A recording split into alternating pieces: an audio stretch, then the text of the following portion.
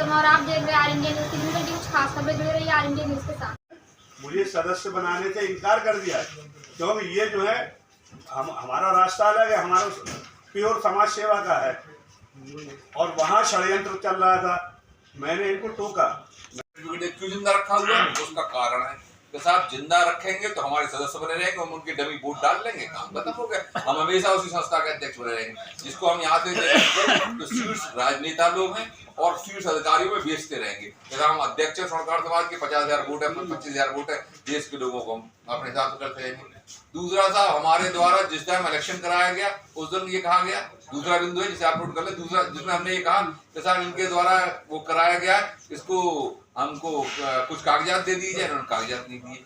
हमने जो video preserve करने के लिए कहा गया घटनाक्रम के दौरान वो नहीं किया गया। हमारे द्वारा इनसे कहा गया जो माल मुकदमा हमारा और मुलजिमान का फोन अपनी जब्ती में लेकर उसके फॉरेंसिक जांच के लिए भेज दीजिए।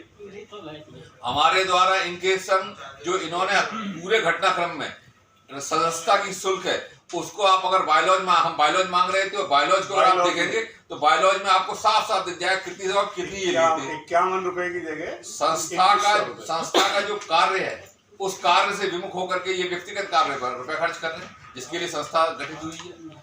और साहब आप इसके मतलब इन 4 बिंदुओं से, अब बाकी तो सब मेंशन है, आप इन 4 बिंदुओं का चाहे किसी से उनसे कभी भी मिले आप जवाब पूछ लीजिए, आपको सारी चीजें साफ हो जाएंगी। बल्कि जब उनकी गर्दन फंसने लगी खुद इन्होंने चिटफंड कार्यालय ने जब हमको कहा कि पहले हम डीसी साहब पे गए फिर सीपी साहब पे गए, उन्होंने कहा कि ऐसा कीजिए कि इसको आप जो है पहले वहां से आदेश आ जान दीजिए, भाई ये देख लें कि चिटफंड में एक वाकई धोखा हुआ कि नहीं, आदेश आ गया। उन्होंने कहा भाई देखते हैं।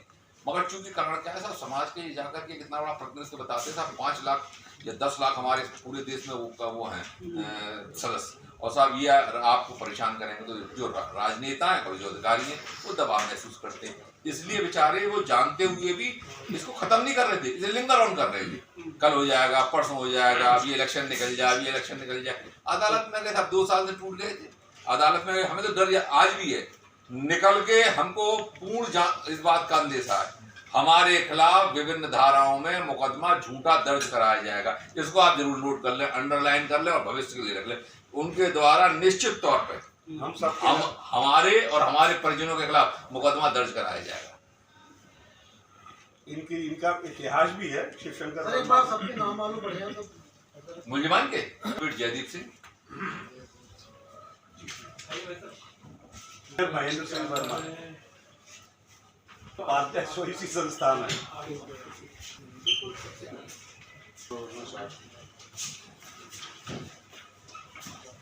रमेश चंद्र वर्मा सर्राफ कहते हैं कि सिर्फ संस्था का उन मुकदमों में तो उचित कार्रवाई हुई हो, हमारे मुकदमे में न्यायोचित तो हम नहीं कहते कि एफआईआर लगे, चार्जशीट लगे, हमें मालूम है एफआईआर लगेगी न्याय होगा। तो ये जो संस्था का 150 करोड़ रुपए 200 करोड़ रुपए का गबन है, ये भी तो चीज उजागर तो हो, कम से कम संस्था के अन्य पदाधिकारी को ये तो मालूम चलिए कितने बड़े हमारे संग ये घपलेबाजी कर रहे हैं ये लोग। एक राष्ट्रीय संस्था के द्वारा किए गए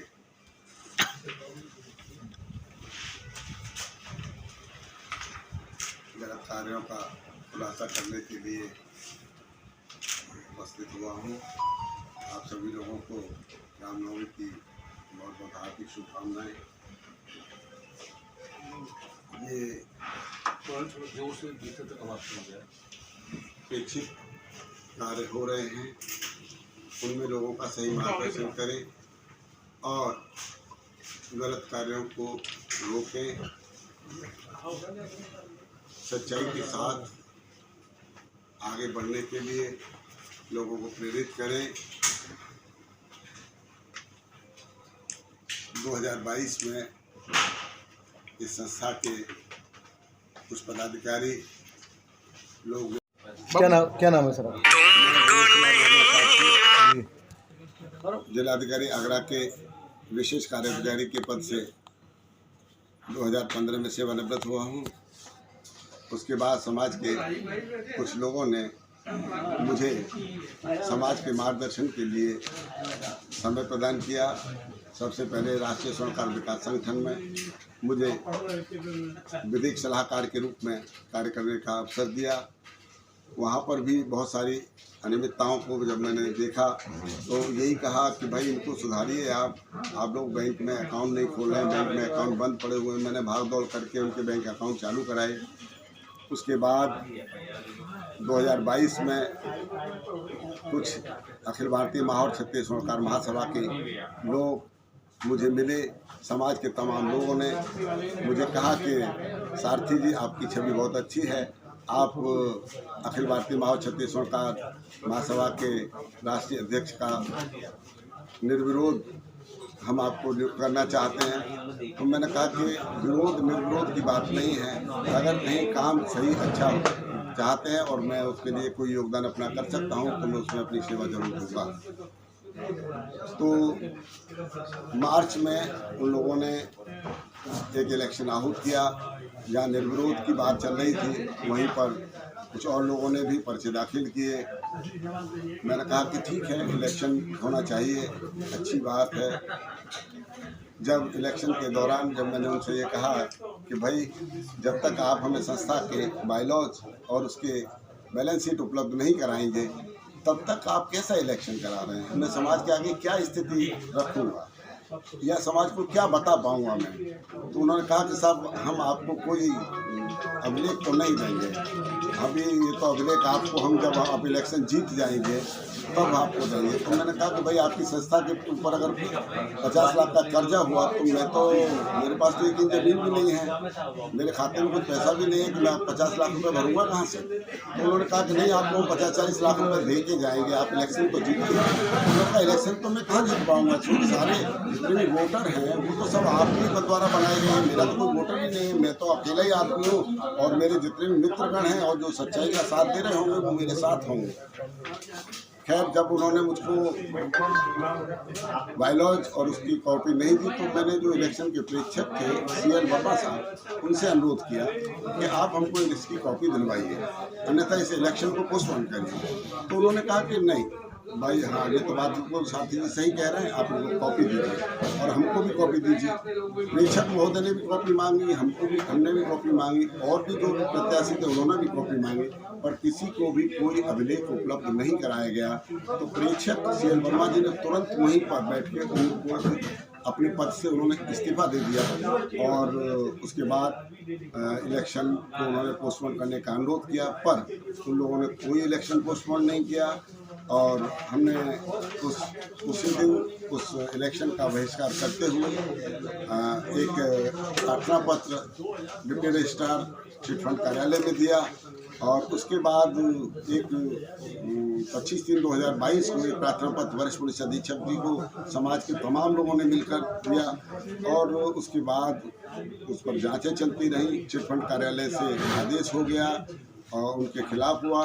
15/11/2022 को जब इसमें आदेश होना था तो उनके द्वारा एक बहुत ही बड़ा घिनौना कृत्य किया गया, जबकि मेरा बेटा मुझे ब्लड प्रेशर की गोली देने आया था, मैं दफ्तर में अंदर बैठा था, मैं बिल्कुल चलने फिरने में असमर्थ था और बिल्कुल भी मतलब बड़ा मुश्किल से केवल इसलिए कि डेट थी मैं चला गया था और मैं बच्चों को इस सब चीज़ से बिल्कुल दूर रखना चाहता था। पर उस बच्चे को अकेला पाकर वहाँ विपक्षीगण शिवशंकर वगैरह, जगदीश वर्मा और उत्तम चंद वर्मा, संजय वर्मा, किशन स्वरूप वर्मा और विनोद कुमार, तमाम लोगों ने उसको बच्चे को घेर लिया और उसके साथ मारपीट किया बुरी तरह से। इतना मतलब मैंने इतना घिनौना करते, एक चीफ इंजीनियर बच्चा जो एक IAS रैंक के अधिकारी के बराबर का बच्चा था, उसके साथ इतने लोगों ने मारपीट किया। खैर उसके बाद भी हम चूँकि ऐसे है अरविंद केजरीवाल से, मैं इस संस्था से पुराना जुड़ा हुआ हूँ, देखी तो उन पर मैंने टोका टाकी शुरू की और इनको रोकने की कोशिश की तो ये खुद तो नहीं रुके, इन्होंने षड्यंत्र करके मुझको अलग कर दिया। जब हमको अलग कर दिया तो हमने कहा भाई ये षड्यंत्र, ये संस्था तो गलत आदमियों के हाथों में चली गई, जिनको हम बहुत देवता समझते थे और हम लेकर के आए थे और वही मतलब उसके निकले। कौन लोग थे सर? शिवशंकर वर्मा, भूपेंद्र सिंह वर्मा, जगदीश वर्मा, संजय वर्मा, उत्तम चंद वर्मा, सब रिटायर्ड लोग हैं ये, और रिटायर्ड लोगों को हमने इसलिए जोड़ा था कि ये रिटायर्ड लोग जो है समाज में अपना समय देंगे, समाज का भला होगा। लेकिन इन्होंने उस पैसे को देख करके इनकी नीयतें खराब हो गई और इन्होंने बैंक में खाता वाता खोलना सब दूर की बात रही। तब हमें ये लगा, मैंने इनको समय समय पर रोका। मैंने कहा आप चुनावों के लिए 15,000 रुपये 17,000 रुपये एक आदमी से ले रहे हो, ये इसका क्या मतलब है? आप क्या करना चाहते हो? 5,000 रुपये से ज़्यादा जमानत राशि नहीं होनी चाहिए अध्यक्ष के लिए। हमारा समाज कोई इतना रईस समाज नहीं है, हम लोग गरीब समाज है, स्वर्णकार समाज एक बैकवर्ड क्लास का समाज है। तब हमने दिनेश जी से निवेदन किया तो मैंने कहा आप रिटायर हो चुके हैं, आप अपना समय संस्था को दें। तब ये बड़ी मुश्किल से राजी हुए। अच्छी बात है, मैं इस संस्था को मैं अपने हाथ में लेने की कोशिश करता हूँ। अब उन्होंने हमें सदस्य बनाने के लिए कुछ रसीदें नहीं दी, ना ये सदस्य बना पाए, ना हम सदस्य बना पाए, ना कोई और समाज का कोई व्यक्ति सदस्य बनाए। अब जो सदस्य बना लेगा वही तो अध्यक्ष पद के लिए खड़ा होगा। अब वो अवसर उन्होंने हमारे हाथ से काट दिया और हमको उन्होंने सदस्य भी नहीं, हमको भी सदस्य नहीं बनाया। आगे आने वाली संस्था में हमको भी सदस्य नहीं बनाया। क्योंकि हम बुराइयों से दूर रहना चाहते हैं। जयदीप सिंह है, मैं दीवानी न्यायालय में प्रैक्टिस करता हूँ। मैं आपको 2 शब्दों में 2 बातें बताना चाहता हूँ। मुकदमा दर्ज हो गया, विवेचना आपको बता देगी, दूध का दूध पानी का पानी, क्या सत्यता है। मैं तो सिर्फ ये आपको बता रहा हूँ कि सत्य की जीत हुई है और जो इन्होंने षड्यंत्र किया है और समाज का इतना बड़ा रुपया दबा लिया है, मेरी गणना के हिसाब से वो 150-200 करोड़ रुपए होना चाहिए, क्योंकि पूरे देश से पैसा आता है। आप किसी कोई प्रेस्क्राइब नहीं है कि 2,000 ले लिए, 2100 ले लिए, 5,000 ले लिए, कुछ भी ले लिए। कोई किसी को रसीद नहीं देनी है, रसीद देनी तो फर्जी बनी दे देनी है। जब मृत्यु प्रमाण पत्र जो आदमी मर चुका है तो जिंदा ना आके वोट कर रहे हैं, तो इन पर सब पूरा व्यवस्था है, फर्जी असली सारी चीजें। आप जिस दिन इसमें चार्जशीट आएगी, मेरी आशा है चार्जशीट आएगी, जिस दिन इसमें चार्जशीट आएगी उस दिन आपको सारी सत्यता का आभास हो जाएगा। बस एक ही चीज का डर है कि अगले हम लोग कुचक्रों के लिए तैयार रहे, निश्चित तौर पर कोई ना कोई उनके द्वारा झूठा मनगढ़ंत मुकदमा लिखाया जाए।